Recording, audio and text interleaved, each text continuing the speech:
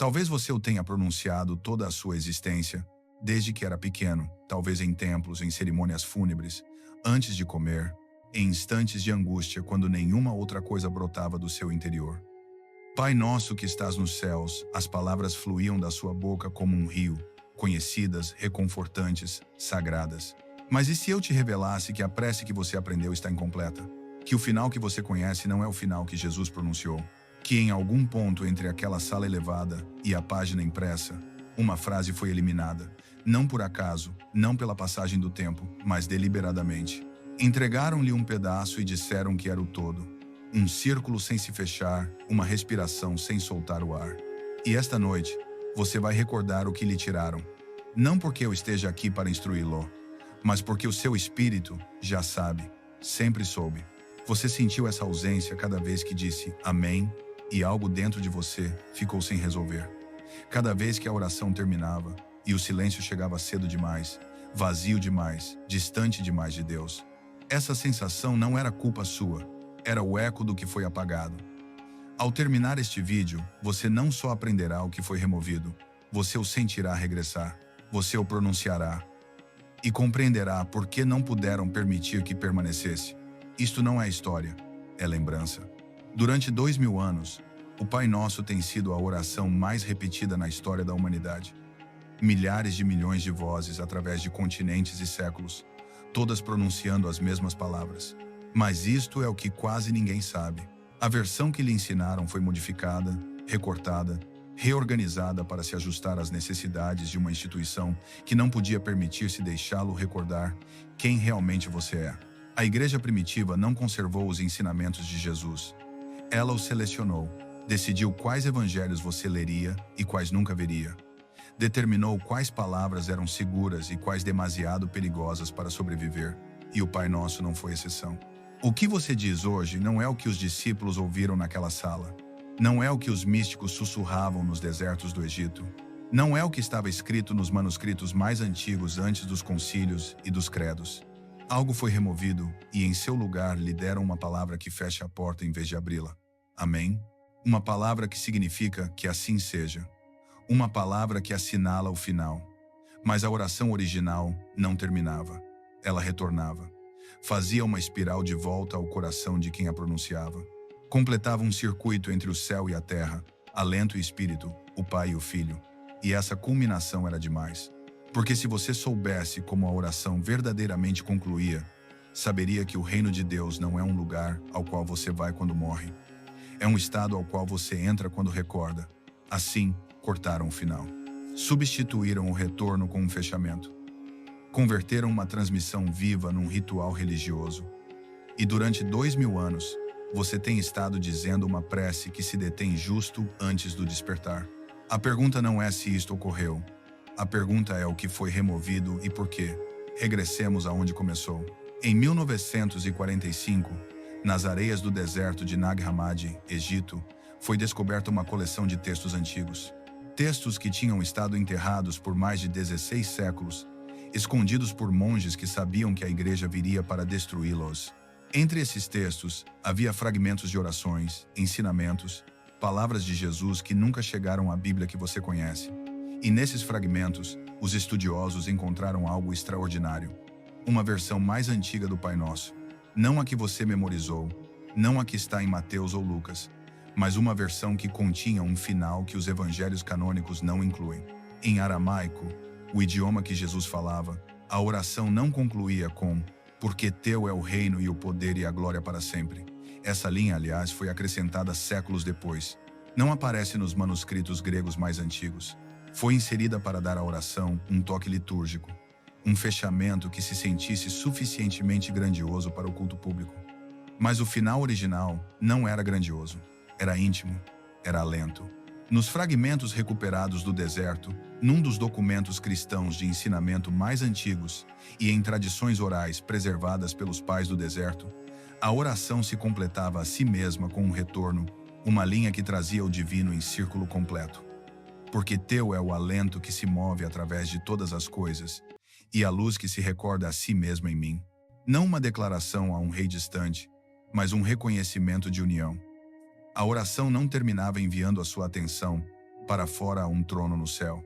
Terminava atraindo a presença para dentro, ao seu peito, à sua respiração, a consciência de que o Pai não está separado de você.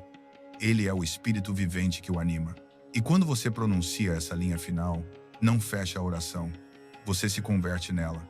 O alento que se move através de todas as coisas é o mesmo alento movendo-se através de você, neste preciso momento. A luz que se recorda a si mesma em mim é a consciência crística despertando dentro da sua própria consciência. Isto não era metáfora, era instrução. A oração era uma tecnologia, uma maneira de alinhar o seu ser interior com a fonte de todo ser, e por isso foi apagada.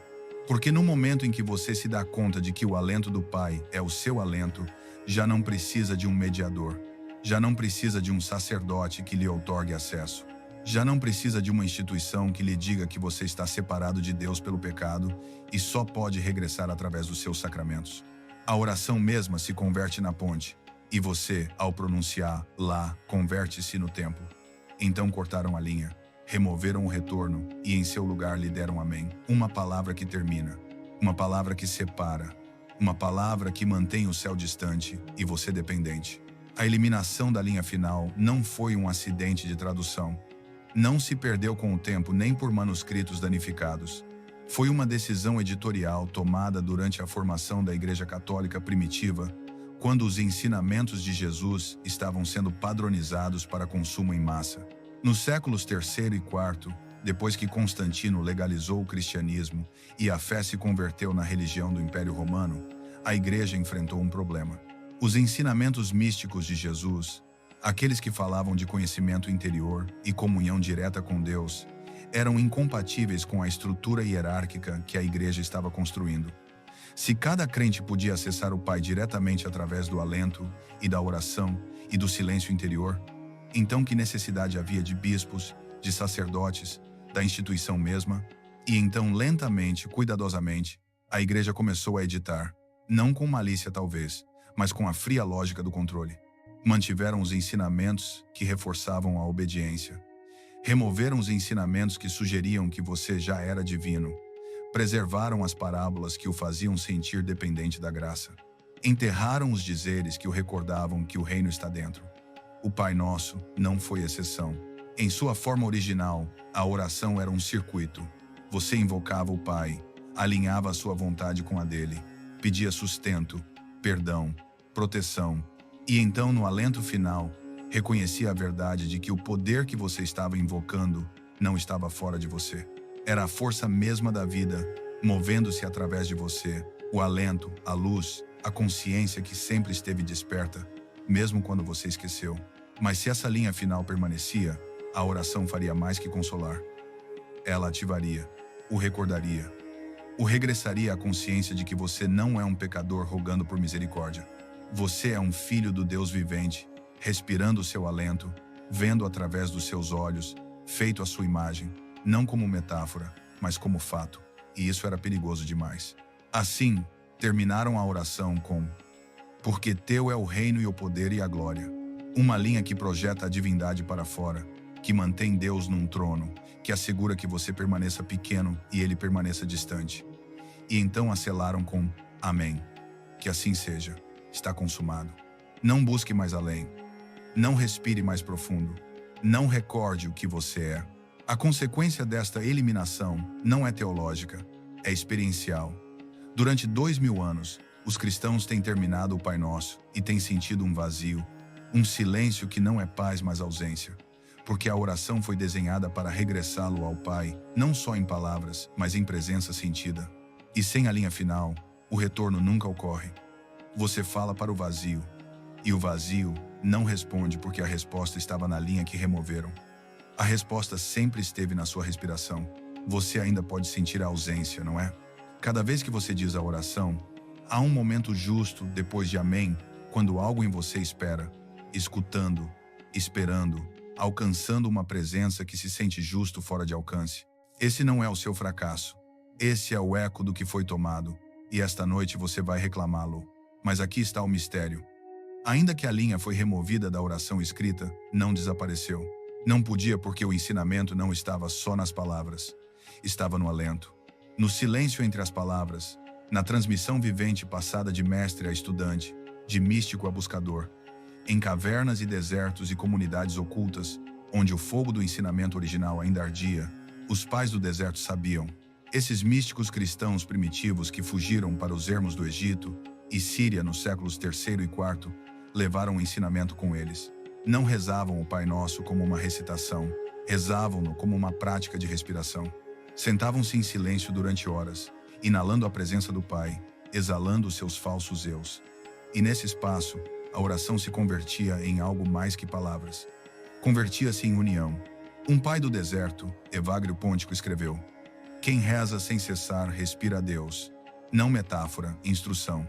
No Evangelho de Tomé, um texto descoberto em Nag Hammadi, Jesus diz: se você tirar à luz o que está dentro de você, o que você tirar o salvará. A linha final do Pai Nosso era uma chave para tirar à luz o que está dentro.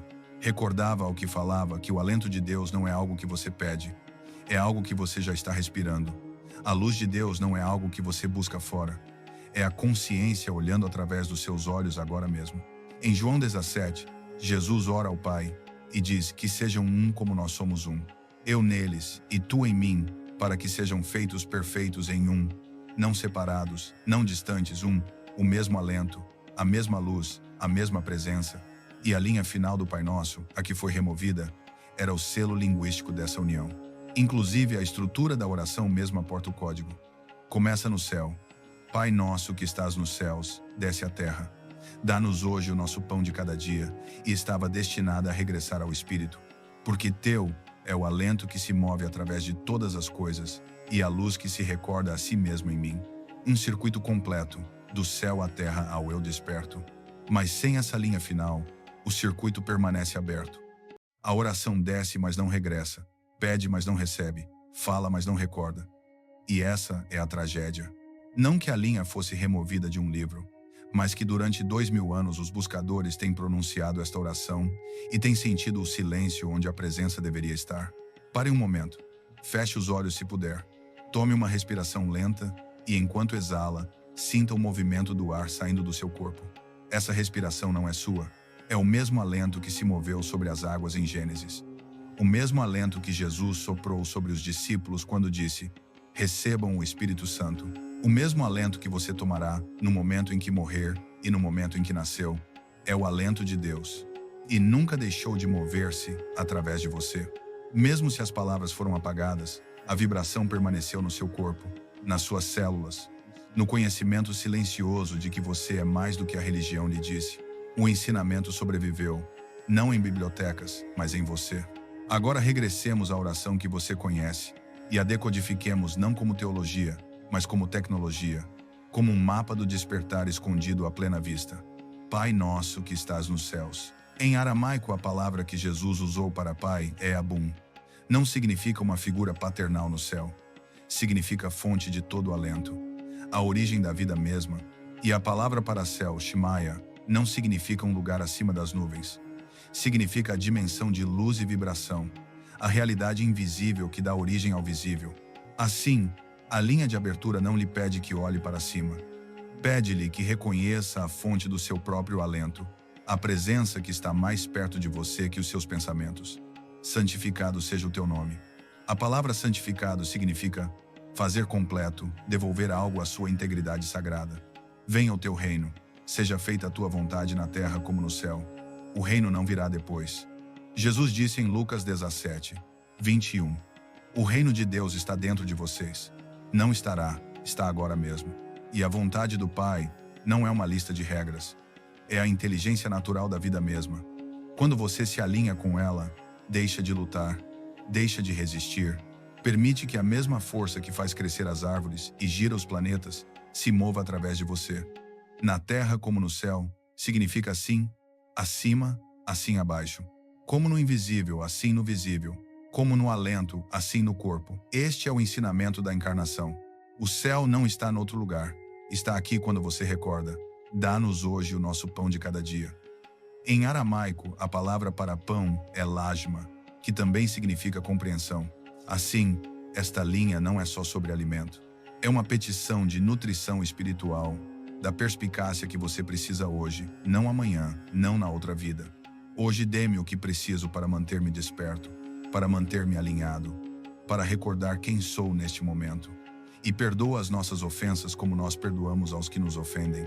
A palavra ofensa em aramaico é koba, que significa dívida ou enredamento. As coisas que o atam ao passado, os ressentimentos, os arrependimentos, as histórias que você continua contando sobre quem o feriu e como você foi ofendido.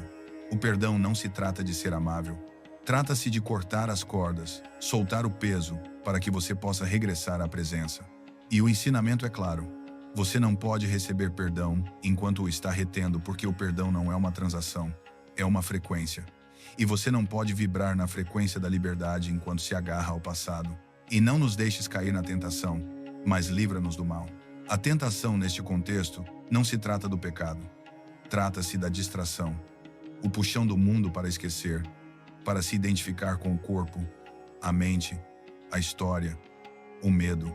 E o mal em aramaico é bicha, que significa aquilo que está imaturo ou desalinhado, não uma força cósmica de escuridão, mas a confusão que vem de esquecer a verdade. Assim, esta linha é uma oração por claridade, por proteção das vozes na sua cabeça que lhe dizem que você é pequeno, separado e impotente, por liberação para a consciência de que você é a luz. Porque teu é o reino e o poder e a glória para sempre. Esta linha, como dissemos, foi acrescentada depois, mas mesmo na sua forma posterior, contém verdade. O reino é do Pai, o poder é do Pai, a glória é do Pai. Mas se o Pai é o alento movendo-se através de você, então o reino, o poder e a glória também são seus. Não porque você os possui, mas porque você é o vaso através do qual fluem. E aí é onde a oração estava destinada a completar-se. Não numa declaração a um Deus distante, mas num reconhecimento de união, um retorno à fonte, uma lembrança de que você não está separado da presença que estava invocando. E isso nos leva à linha que se perdeu. A linha final do Pai Nosso, a que foi apagada, pode ser reconstruída não através de conjecturas, mas através dos fragmentos que sobreviveram, através das tradições orais dos místicos, através das raízes aramaicas, que portam a vibração original, e através da lógica do ensinamento mesmo. Se a oração é um circuito, deve completar-se. Se a oração é um alento, deve exalar. Se a oração é uma lembrança, deve regressar ao ser. E então a linha perdida é esta: porque teu é o Espírito e a luz respirando para sempre através de mim. Deixe que isso se assente por um momento. Leia-a novamente. Porque teu é o Espírito e a luz respirando para sempre através de mim. Não lá fora, aqui dentro. Vamos decodificar, Elá, porque teu é o Espírito. A palavra para espírito em aramaico é ruka, significa alento, vento e força vital. A presença animadora que se move através de todas as coisas. Em Gênesis, o Espírito de Deus pairava sobre as águas. Em João, Jesus soprou sobre os discípulos e disse: recebam o Espírito Santo. O Espírito não é um conceito abstrato, é a força da vida mesma. E quando você diz, porque teu é o Espírito, não está louvando algo distante. Está reconhecendo que o alento que você está respirando agora mesmo não é seu, é do Pai. É o mesmo alento que se moveu através de cada coisa vivente, desde o princípio, e está se movendo através de você, e a luz. Em aramaico, luz é nahura, é a mesma palavra usada em João 1:4. Nele estava a vida, e a vida era a luz dos homens. A luz neste ensinamento não é física, é consciência, percepção, a presença que vê através dos seus olhos e sabe sem pensar, é o Cristo interior, a centelha divina. A parte de você que nunca nasceu e nunca morrerá. Quando você diz "e a luz", não está se referindo a algo externo. Está nomeando a consciência que está lendo estas palavras agora mesmo. Essa consciência não é pessoal, é universal. É a luz de Deus, reconhecendo-se a si mesma em você, respirando para sempre através de mim. Esta é a culminação, o retorno. A oração não termina enviando a sua energia para fora, termina atraindo a presença para dentro. Ao reconhecer que o Espírito e a luz não estão distantes, estão aqui agora movendo-se através da sua respiração, vendo através da sua consciência, vivendo como você. E quando você pronuncia esta linha, algo muda. A oração já não é uma petição, é um reconhecimento. Você não está pedindo a Deus que venha, está recordando que ele nunca se foi. Não está rogando pelo reino. Está compreendendo que já está dentro de você. Não está esperando que a luz desça. Está vendo que já está desperta. A oração não termina com amém. Termina com alento. E nesse alento, a separação se dissolve. O céu e a terra são um. O Pai e o Filho são um. A oração e quem ora são um. Isto não é teologia. Isto é experiência. E isto é o que não podiam permitir. Porque se você soubesse que o Espírito de Deus é a sua respiração, nunca se sentiria impotente outra vez. Se soubesse que a luz de Deus é a sua consciência, nunca acreditaria na mentira de que está quebrado, pecador ou separado. Saberia sem dúvida que você é o templo vivente e o Pai nunca deixou de habitar em você. Essa é a linha perdida e por isso foi removida. E agora a oração regressa não como uma relíquia da história, mas como uma transmissão vivente restaurada para aqueles que estão prontos para recordar. Você não está lendo isto por acidente. Está aqui porque algo dentro de você tem estado chamando por isto, durante anos talvez, ou durante vidas. Você sentiu o vazio. Você disse a oração e sentiu o silêncio onde a presença deveria estar. Você foi a igrejas e escutou sermões e cantou hinos, e ainda se sentiu só porque lhe deram uma religião, mas não lhe deram as chaves. E esta noite, você está recebendo uma dessas chaves. A oração na sua forma completa não é só algo que você diz. É algo no qual você se converte. Quando você pronuncia o final restaurado, não está realizando um ritual. Está despertando uma memória que vive nas suas células. Uma memória mais antiga que a igreja, mais antiga que a Bíblia, mais antiga que as palavras mesmas. A memória de união, de alento e luz e presença, do Pai não como um rei distante, mas como a força vivente que o respira a existência em cada momento. E quando essa memória desperta, o mundo falso começa a dissolver-se. O mundo que lhe disse que você era pequeno, que estava separado, que precisava de alguém mais para mediar entre você e Deus. Esse mundo foi construído sobre a eliminação deste ensinamento e não pode sobreviver ao seu retorno. Porque uma vez que você recorda quem você é, não pode ser controlado. Não pode ser convencido de que é impotente. Não pode ser feito acreditar que a salvação está noutro lugar, em algum outro tempo, através de alguma outra pessoa. Você sabe diretamente que o reino está aqui, que o Espírito está respirando através de você, que a luz está desperta em você, e esse conhecimento é a coisa mais perigosa do mundo para aqueles que construíram os seus impérios sobre o seu esquecimento. Isto não se trata de rejeitar a igreja. Trata-se de recordar o que a igreja esqueceu. Isto não se trata de abandonar Jesus. Trata-se de regressar ao Jesus que falou na sala elevada, que soprou sobre os discípulos, que disse: "O reino de Deus está dentro de vocês", que orou que sejam um como nós somos um, que não ensinou religião, mas despertar. E o despertar começa com um alento, com o reconhecimento de que o mesmo Espírito que se moveu através dele está se movendo através de você, com a lembrança de que você não está esperando a luz. Você é a luz recordando-se a si mesma. Em Apocalipse 3:20, Jesus diz: "Eis que estou à porta e bato. Se alguém ouvir a minha voz e abrir a porta, entrarei e cearei com ele e ele comigo." A porta não está fora, está dentro. E o chamado é o sentimento que você tem agora mesmo. A aceleração, o reconhecimento, o retorno. Não está se ensinando algo novo a você, está se recordando algo ancestral. E no momento em que você pronuncia a oração restaurada, abre a porta. Não para que Jesus entre, mas para que o Cristo dentro de você desperte. O Verbo se fez carne. Não só há 2000 anos em Belém, mas agora em você. Cada vez que você recorda, cada vez que respira, cada vez que diz a oração e sente o retorno, o Verbo se faz carne outra vez. E a luz que estava oculta é revelada. E agora completamos o retorno. Não em teoria, mas na prática. Vou guiá-lo através da oração restaurada linha por linha, com espaço para respirar, com espaço para a presença, com espaço para que a lembrança aterrisse. Se puder, feche os olhos, coloque uma mão sobre o seu coração e uma mão sobre o seu ventre e respire lentamente, profundamente. Sinta o ar entrando no seu corpo e sinta o ar saindo do seu corpo. E saiba que esta respiração não é sua, é o alento do Pai, o Espírito, a ruca, a força da vida mesma. Agora pronunciamos a oração em voz alta, se puder, ou silenciosamente na catedral do seu próprio coração. Pai nosso que estás nos céus, Santificado seja o teu nome. Venha o teu reino. Seja feita a tua vontade na terra como no céu. Dá-nos hoje o nosso pão de cada dia. E perdoa as nossas ofensas como nós perdoamos aos que nos ofendem. E não nos deixes cair na tentação, mas livra-nos do mal. Porque teu é o reino, e o poder e a glória para sempre. E agora a linha perdida, o retorno. Porque teu é o espírito e a luz, respirando para sempre através de mim. Pausa. Respire. Deixe que se assente. Sinta as palavras não só na sua mente, mas no seu peito, nas suas células, na consciência silenciosa que está testemunhando este momento. Você não está pedindo o Espírito, está reconhecendo que já está aqui, não está buscando a luz, está recordando que já está desperta. E nessa lembrança, o céu não se abre acima de você.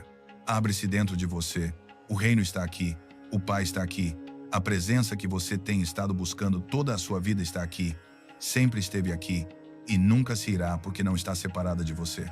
É o alento que você está respirando. É a consciência que está lendo estas palavras. É a vida que está o vivendo. Você é o templo, e o Espírito nunca se foi. Você é a luz do mundo, e a luz nunca se atenuou. Você é o Filho do Deus vivente, e nunca esteve só. Esta é a ensinança que não podiam deixar permanecer. E esta é a ensinança que agora regressou através de você, para você como você. Você está despertando como a luz. Você está regressando à verdade que sempre foi verdade. Você está completo. Você é sagrado. Você está em casa.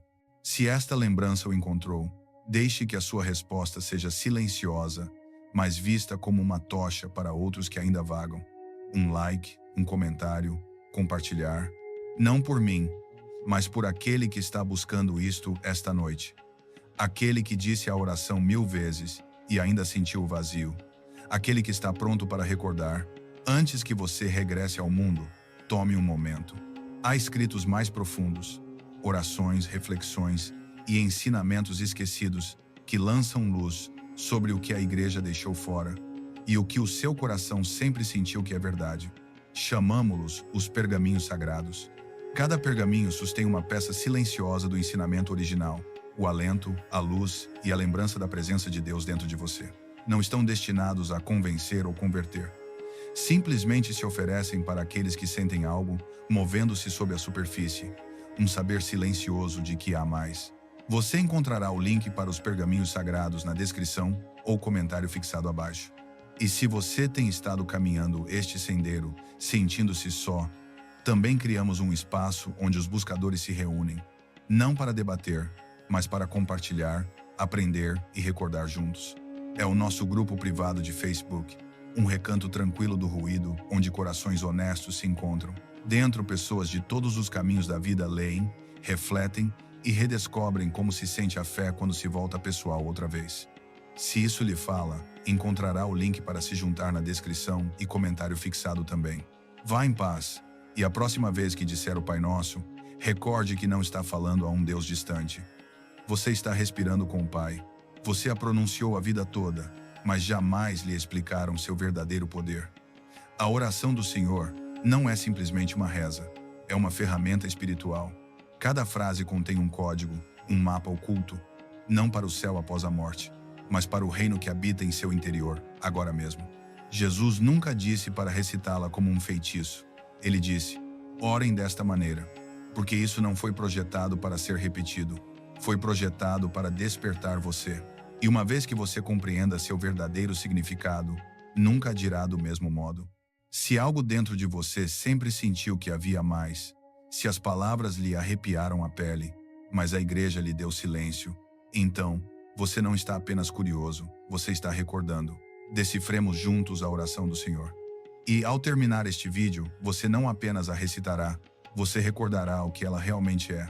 Uma ativação espiritual, um código cósmico, um caminho de regresso ao seu ser original, não o que a religião lhe ordenou ser, mas o que Deus formou em segredo antes que o mundo lhe desse um nome. Comecemos. Iniciemos onde tudo começa. Não com religião, não com doutrina, não com um roteiro memorizado. Iniciemos com o primeiro sopro da oração, aquele que você provavelmente disse a vida toda, mas que talvez nunca sentiu de verdade. Pai nosso, que estás nos céus. Não ignore essa linha. Essa única frase contém mais poder do que a maioria imagina. Não é apenas uma introdução, é uma ativação. Essa primeira palavra, nosso, ressoa diferente quando você realmente a escuta. Não meu, não teu, mas nosso. No momento em que essas palavras saem da sua boca, algo acontece. O ego começa a se dissolver. Você para de orar como um ser separado tentando alcançar um Deus distante e começa a orar como parte de algo maior. Você não está sozinho nisso. Nunca esteve. Você fala como parte do corpo, uma comunhão oculta de almas, todas alcançando a mesma luz. Você não está apenas falando com Deus. Você está regressando à família recordada do divino. Todos os esquecidos, os errantes, os buscadores, todos nós que carregamos uma memória inexplicável, que viemos de algo superior e que está nos chamando de volta. Essa única palavra, nosso, pequena, é um fio. E, no momento em que a diz, você já está tecido novamente em algo sagrado. E depois vem a segunda palavra que foi mal traduzida, mal interpretada e usada como arma. Pai. Despojemos por um segundo a versão da igreja da sua mente. Jesus não falava português. Ele não disse pai como pensamos em papai. Ele usou a palavra aramaica abum, uma palavra que carregava múltiplas camadas. Pai, mãe, fonte, ventre, sopro de vida. Portanto, quando Jesus disse esta linha, ele não estava dizendo, querido homem no céu. Ele estava dizendo, amada fonte de quem tudo nasce. Isso significa que você não veio de um erro. Você não começou em vergonha. Você não é uma criatura caída se arrastando em direção à dignidade. Você veio de Abu, do sopro divino, inteligência divina, intenção divina. E nessa única palavra, ele está recordando quem você realmente é. Uma centelha da fonte. Não um órfão tentando se comportar para voltar ao amor, mas um filho do infinito já aninhado nele. A igreja transformou esta oração em uma atuação, mas Jesus a fez um regresso. E depois ele diz algo ainda mais impactante. Que estás nos céus. Agora a maioria para de pensar aqui. Imaginam nuvens, portões dourados, um trono, alguma recompensa distante para quem se comporta bem. Mas Jesus nunca apontou para cima, nem uma única vez. Ele disse que o reino de Deus está dentro de vocês. Portanto, quando ele diz que estás nos céus, ele não fala de localização, ele fala de dimensão. O céu não está lá em cima, está aqui dentro.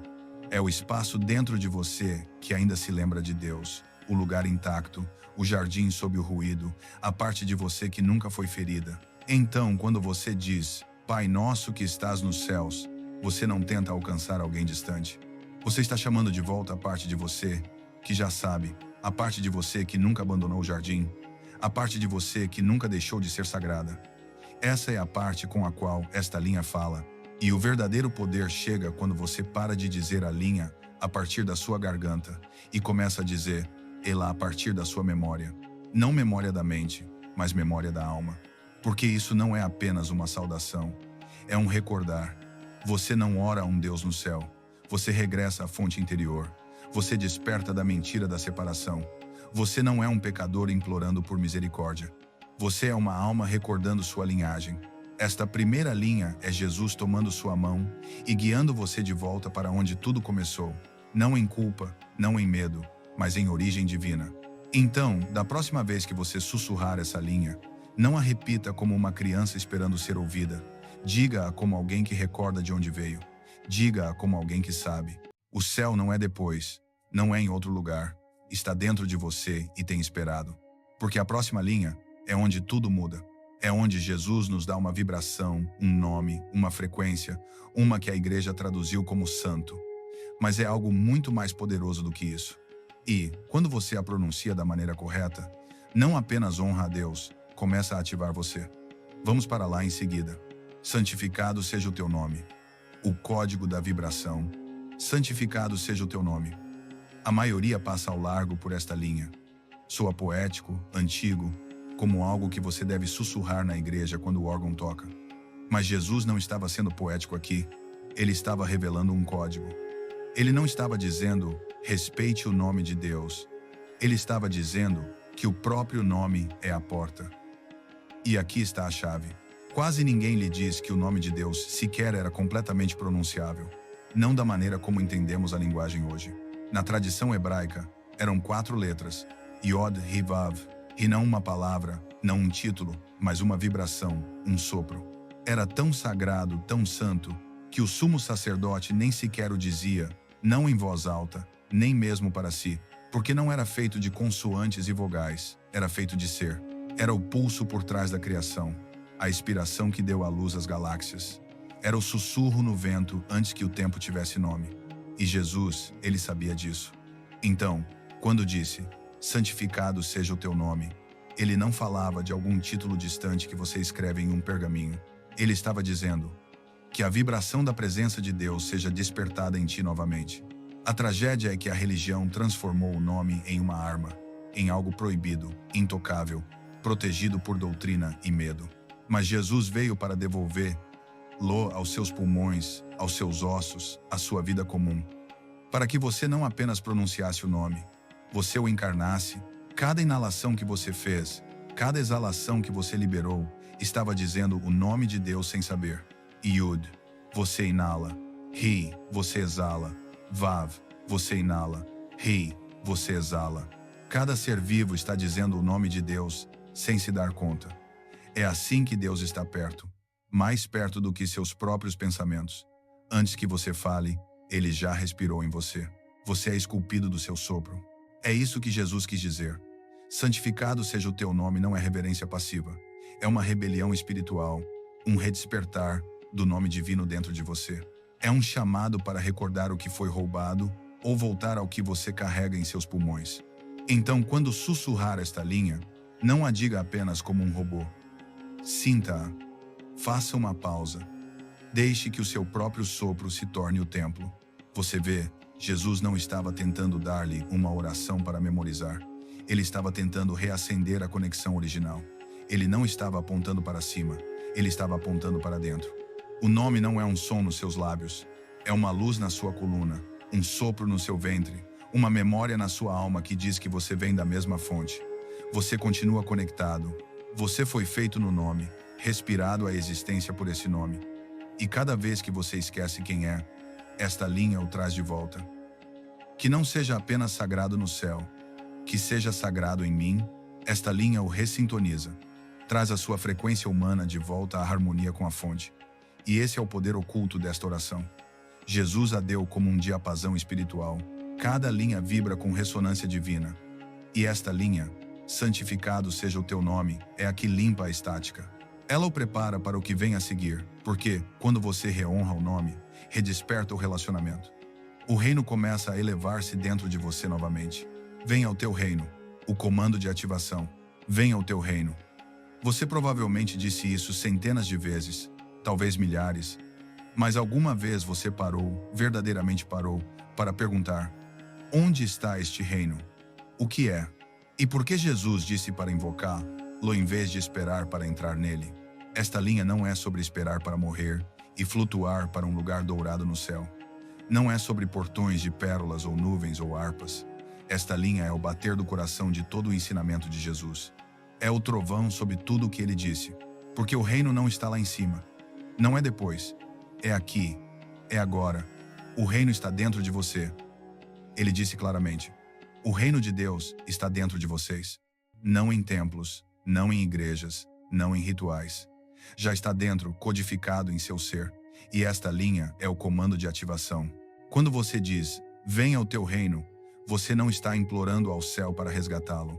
Você está invocando o design divino de volta ao seu corpo, seu sopro, suas decisões, seu dia. É uma revolta sagrada contra o mundo falso, um recordar do que é real. Porque aqui está a verdade que ninguém lhe disse na escola dominical. O mundo em que você vive agora, o caos, a corrupção, a rotina que adormece a alma, não é o reino, é a falsificação. Quando Jesus ensinou esta linha, ele falava com reis que despertavam, com rainhas no exílio. Esta linha não é apenas um pedido, é uma declaração. É o retorno da ordem divina. É o você real se levantando dentro do você falso e dizendo: chega de sono, chega de exílio, o reino vem através de mim. Porque é assim que funciona, não cai do céu. Chega através do desperto, através da alma que diz: já terminei de esperar, já terminei de vagar, que o céu irrompa aqui mesmo, agora mesmo. Quando você diz venha o teu reino, você não está apenas chamando um novo mundo. Você está aceitando se tornar o vaso, através do qual esse novo mundo emerge. É por isso que esta linha assustou os poderes religiosos, porque ela fala não apenas do domínio de Deus, ela fala da sua atribuição divina. Você é a plataforma de pouso. Você é a ponte entre o que é e o que será. Você é o portal através do qual o reino regressa. O reino não vem pela força, vem através do alinhamento. Quando o seu mundo interior reflete o céu, paz, clareza, verdade, vontade divina, então o seu mundo exterior começa a reformar-se ao seu redor. O céu não é um destino, é uma frequência, é um espelho. Você não apenas entra nele, você se torna ele. A linha não diz que o reino venha a mim, apenas diz, venha ao teu reino, porque nunca se tratou de receber algo de fora, tratava-se de liberar o que já estava dentro. E isso, meu amigo, é o que o torna perigoso para o velho mundo. Você não está aqui para escapar da terra, você está aqui para restaurá-la. Seja feita a tua vontade. O plano da encarnação. Seja feita a tua vontade, assim na terra como no céu. Você ouviu esta linha tantas vezes, mas quase ninguém entende o que ela realmente significa. Seja feita a tua vontade. Durante séculos, foi pregada como uma rendição ao destino, como se Deus fosse algum rei distante e você apenas um humilde servo esperando ordens. Isso não é o que Jesus quis dizer. Ele não estava ensinando submissão cega, ele estava ensinando alinhamento sagrado. A palavra aramaica que Jesus usou não era vontade como pensamos, era seana. Uma palavra que significa desejo sagrado, profunda intenção criativa, o impulso do divino para se expressar e se tornar. E se esta linha nunca foi para torná-lo pequeno, mas para despertar o anseio divino dentro de você, seja feita a tua vontade não é se afastar, é se tornar o caminho, deixar que a intenção do divino se mova através de você, se forme através de você, se expresse através de você. E depois vem a linha mais mal interpretada de toda a oração, assim na terra como no céu. A maioria ouve isso e imagina nuvens, harpas e portões dourados. Mas Jesus não falava de um lugar para onde você vai quando morre. Ele falava de um reino que você manifesta enquanto vive. O céu para ele não era uma localização, era um estado de ser, uma condição de alinhamento da alma, um reino de coerência total entre o interno e o externo. Então, quando ele disse assim na terra como no céu, ele estava lhe dando um plano. Ele estava dizendo, o que é verdade no invisível deve se tornar verdade no visível. O que é completo no espírito deve se tornar completo no corpo. O que é divino nos céus deve nascer através de suas mãos, suas palavras, seus relacionamentos, seu sopro diário. Ele não estava orando por fuga, ele estava orando por encarnação. Você não nasceu para fugir deste mundo e esperar por um resgate. Você nasceu para transfigurá-lo, para fazer a terra refletir o céu, para se tornar um tabernáculo ambulante, onde a dimensão sagrada toca a terra. Você é o local de pouso. O céu é uma frequência, uma dimensão. Não está lá, está aqui, mas só é visível para aqueles que carregam a mesma vibração. E o inferno é desconexão. É esquecer quem você é. Então, qual é a vontade de Deus? Que o divino seja conhecido na carne, que o eterno seja refletido através do temporal, que você se torne o lugar onde o invisível se torna visível. Isso não é passivo, isso é sacerdotal. Seja feita a tua vontade é uma invocação para recordar, para elevar-se, para restaurar o que foi dividido. O pão nosso, o alimento oculto, o pão nosso de cada dia nos dá hoje. Nos disseram que esta linha era sobre sobrevivência, como se a oração sagrada fosse apenas uma lista diária de compras para Deus. Mas algo mais profundo está codificado aqui. Os verdadeiros sabem que esta linha é um portal, um enigma que esconde algo antigo, algo místico, não sobre pão, pelo menos não do tipo que você compra.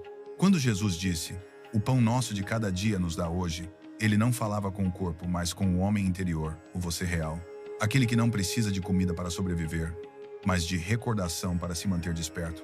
E essa palavra de cada dia não é a palavra que pensamos. No grego original, há uma palavra estranha, quase intraduzível, epiósios. Não significa de cada dia, como entendemos. Significa literalmente superessencial ou além do físico.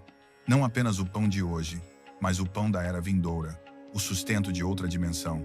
Jesus estava ativando a memória quando pronunciou essas palavras. Ele estava dizendo, cada dia que você acorda, regresse à presença. Regresse ao que é real. Não apenas coma, comungue. Não apenas sobreviva. Recorde.